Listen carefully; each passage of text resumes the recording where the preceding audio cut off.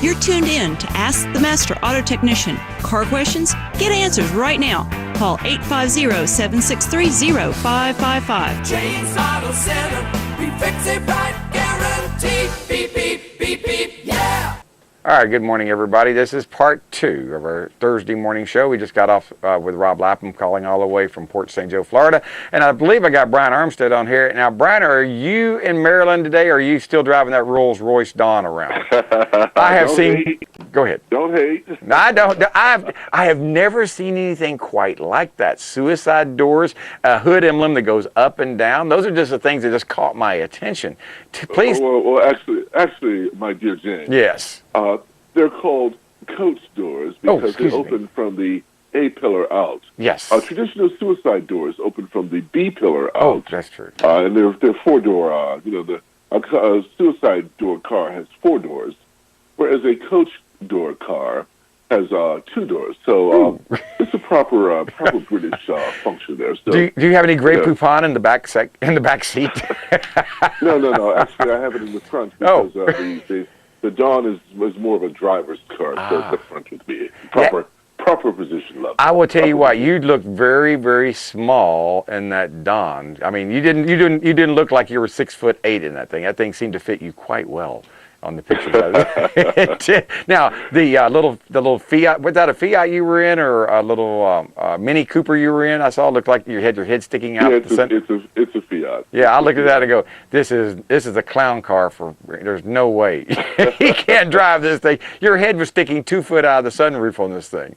And speaking of clown cars, James, for those who do not prepare their cars properly for winter, those are the people that are going to be driving clown cars. Oh, yeah. Now, I know in Panama City you don't get a lot of ice, you don't get a lot of snow, but your listeners and your viewers do travel. Yes, they do. They come up north and they go to places where ice and snow are prevalent during the winter months.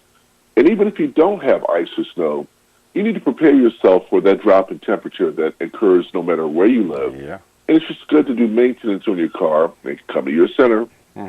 Several times a year, at least twice a year. Yeah, at least twice. Car checked out, so you know what's going on. So with that, I thought I'd give my annual Brian Armstead, courtesy of Michelin, I might add.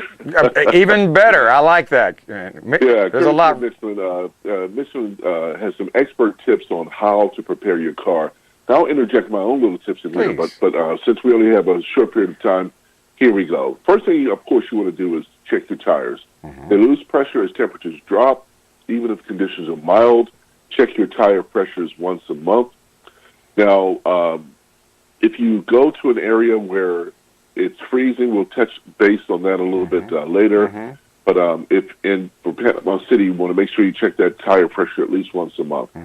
Your lights, especially your headlights and brake lights, just make sure they're working. Absolutely. I mean, back up to a strip mall, and you'll see the reflection of your car. Press on the brakes. You'll see if your brake lights are working, if your high-mounted stoplight is working. It's really important during fog or snow that you have working lights so people can see you. We have lots of fog Another thing people don't think about is that plastic headlights will yellow over time. So you need to have those professionally cleaned or do it yourself. But they can cut the output dramatically if you do not have the proper clear lens on your phone. I want to say a minimum, normally average when they get dull like that, they lose 30 to 40% of your lumens, they say. I think that's the word. Amazing. 30 to 40%. You want to make sure you have plenty of washer fluid in the car, and you have one with an antifreeze solution so that you can clean your windshield when you get junk on it. I mean, if you're in a snowstorm or if you're in any kind of, just riding around on a day-to-day basis is enough to get enough dirt on the windshield. And if you don't have windshield washer fluid, you're going to be streaking the windshield, and you won't be able to see properly. And that person that you strike that you couldn't see will be happy if you add some washer fluid, and you make sure your wiper blades are in really good working order. Now, you want to have an emergency kit in the car, James. You want to make sure that you carry a kit with gloves, a blanket, flares, shovel, flashlight, water, food, snacks, extra batteries. If you get stuck, how long will you be there? Can you survive a snowdrift? Make sure you clear that exhaust pipe every couple of hours, because if you're caught in a snowdrift and your exhaust pipe gets covered up, you're going to die from carbon monoxide poisoning. Sure could. And make sure you have an emergency contact list with important phone numbers, just in case you lose your cell phone power. If somebody comes with a phone, you can still call people to help you out in an emergency. You want to make sure your battery is up to snuff. Yes. Batteries traditionally die at the beginning of summer and in winter because they can't get used to that shock of extreme heat or extreme cold. Right. Make sure you carry jumper cables in your car. If you ever need a charge, it's always good to have those on board. Yes, there is. Make sure your heater and defroster are working properly so that you have good comfort. And, to keep your car clean, I mean, my Rolls Royce, James, I got to keep it clean, right? Absolutely. Oh, beautiful car. Yes. So I'm going to have some winter mats in my Rolls Royce, even though they're not as chic as my Wilton wool carpets. I'll have some winter mats in the car to make sure that I keep my interior clean during heavy snow. Yes. And also, a good coat of wax in the car can really help your car against damage. Before you go out in the morning, if it's super cold, let your car idle for a couple of minutes, especially if it's a turbocharged car. Oh, yes. So all of the body fluids in that car, all the oil, that's the blood of the car, can loosen up a little bit and thin out a little bit, because you don't want to go screaming down the street and starve that turbocharger because you have a heavy viscosity oil that is not quite warmed up yet, and your turbocharger needs that oil to survive. Yes, it does. So give your car a chance. You don't have to let it sit there for 15 minutes, but give it a good 2 to 3 minute warm-up. Yeah. If you have remote start, get that baby fired up, and you'll have a nice warm car when you go out in the morning. If you do travel in winter conditions, James, where snow is prevalent and, you want a good set of snow tires, it's always good, even if you have all-wheel drive, to have a dedicated set of snow tires on your car. And I've experienced a lot of different tires from Michelin. They send me tires from time to time to test. The Michelin X-Ice XI3 is one of my favorites. It's got a great user ranking profile, 4.8 stars out of 5 based on 112 user reviews. Minimal cost for these things, about $400 for a set, and they'll get you through that inclement weather.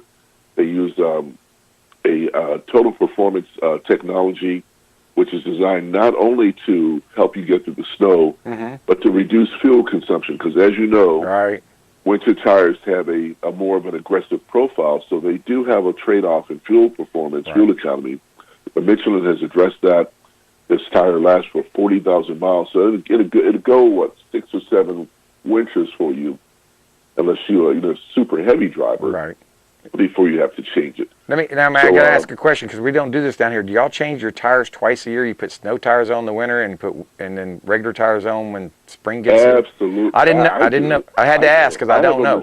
I didn't know. I have a Mercedes 4MATIC car, and it has the 4MATIC all-wheel drive.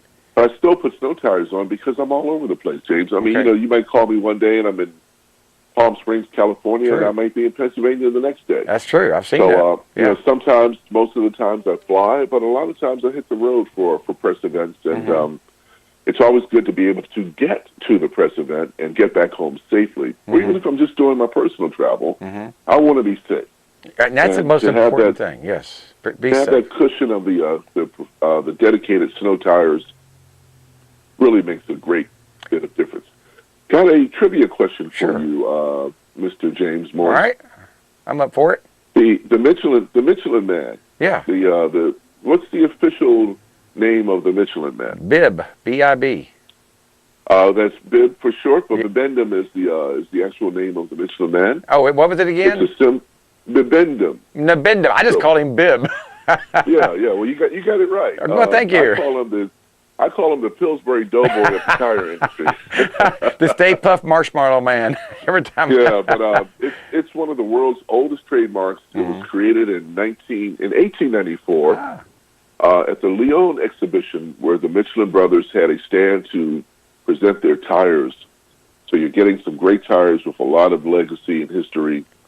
And I think it's great that they put these tips out. Yeah, it is. I love so Michelin tires. God, Michelin tires are the best tires out there. Hanson, who calls on here every he'll be calling tomorrow from Baytown Tires. He tells me how these tires were almost pre-balanced, but when they come from the factory, because I was telling him, I said, when I put a Michelin tire on, I don't usually put more than 2 ounces on to get them balanced. I mean, total. Right. And he goes, well, that's because they're pre-balanced, and if they don't pass this balance test, they chop them up, and they don't put them on the market. And I think Michelin tires, that's what I have on all my cars, are some of the best tires out there. Absolutely. Absolutely. So, James, I guess in the coming weeks, if you can stand it, sure, I'd like to talk about the Rolls-Royce Dawn. I thought you were going to talk about it today. I really was. That was a neat-looking car. I started to talk about it today, but then we just did the Bentley Bentayga just a couple of weeks ago. And I know that, that ultra-luxury market is not something that... your folks are used to seeing down there. No, we don't. I spread it out a little bit. And it's always good, even though, we talk about cars, we have to properly maintain these cars, which is why you have your show. Yeah.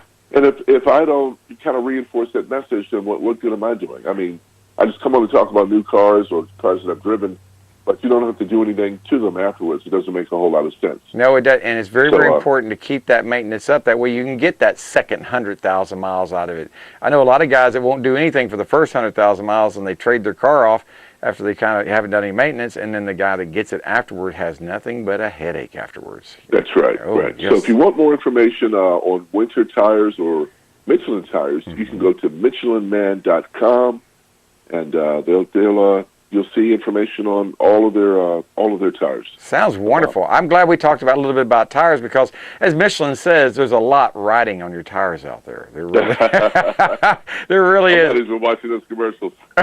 Well, I tell you what, I've been a Michelin fan ever since I worked at Firestone back in the 70s. We used to sell Firestone tires, and we used to sell Michelin tires at the same location, and I noticed that Michelin tires very rarely came back out of round or out of or with trouble with bubbles in them. But back in 72, 73, the Lux Champion 500, I swear they went in a cooperation with Playtex because they invented a tire that would lift and separate. The Firestone 500 is an infamous tire. Yes, as well. Yes. I mean, yes. I remember those very clearly. Oh, don't we? I bought a Jaguar, a 2004 Jaguar, a couple of years ago, and it had some Continental tires on it. And I typically like Continentals. I have them on my Mercedes convertible. Yeah. But these tires were noisy as hell. I mean, it was some of the noisiest tires that I'd ever had on a car. Oh. And I took them off and put a set of Michelins on, and boom, Michelin Polished Sports, and the rest is history. I mean, they were excellent tires. Isn't that just make a difference between? You can have a good riding car, but if they're noisy, the tires are. No, I can't stand noise. It makes you. It's like putting fingernails on a chalkboard to me. It just irritates the crap. Particularly after driving cars like the Rolls or some of the luxury cars that I drive. I have to go back to my own cars. I don't want them to be noisy, so I try to do everything I can to kind of offset that noise. That's right. And that's it for this week, James. All right, thank you so much. We're up against the clock to talk about some other good stuff. I'm looking forward to it, Brian. You're always a wealth of information. You really are. Well, anyway, we'll talk to you next week. Bye-bye, everybody. We got to go. Bye.